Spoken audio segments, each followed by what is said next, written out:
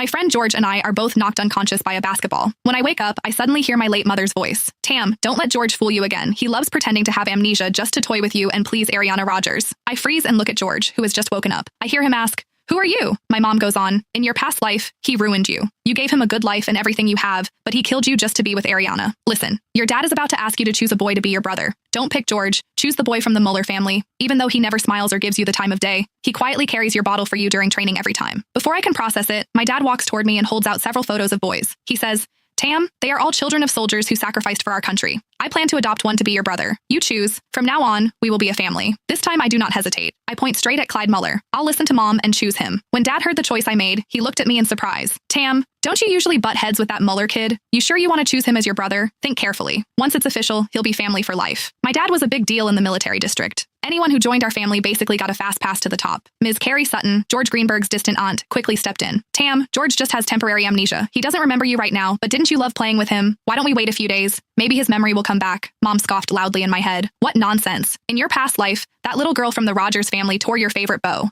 You barely said anything, yet George locked you outside. You stood in the rain for so long you almost got sick. In the end, it was that Muller boy who came looking for you with an umbrella. He kept saying what a hassle, but still draped his coat over you." Hearing that, something in my chest tightened. I didn't understand why Mom kept talking about the past life, but every word weighed on me, like something heavy was pressing against my chest. Besides, Ariana Rogers had always been the person George cared about most. They were always playing house together, and I was the one left out. "Dad, I've decided. I want Clyde Muller as my brother," I said firmly. Dad put the photos away and gently ruffled my hair. "All right, I respect your choice. In 2 days, I'll host a dinner and make it official." Mom let out a long breath. "That's more like it.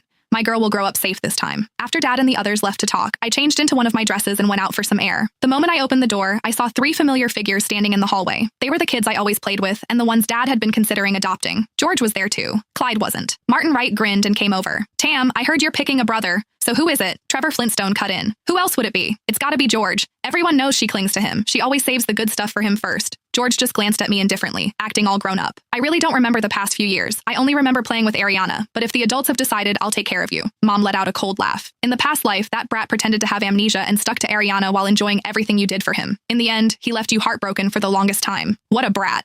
I looked at George's indifferent expression. If Mom hadn't warned me, I probably would have believed him again. In the past, I used to trust him so much. I really thought he liked being friends with me. I still remembered my birthday 3 years ago. He gathered all the kids around to sing the birthday song for me, his eyes shining as he said, "Tam, I'll protect you forever." At that moment, I was so touched I nearly cried. From then on, I followed him everywhere. I never imagined he actually preferred playing with Ariana all along. He'd only been nice to me because of my dad. And now, he was just pretending to have amnesia so that he could openly say he liked being with Ariana while still agreeing to take care of me so that Dad would adopt him. As if things were that simple.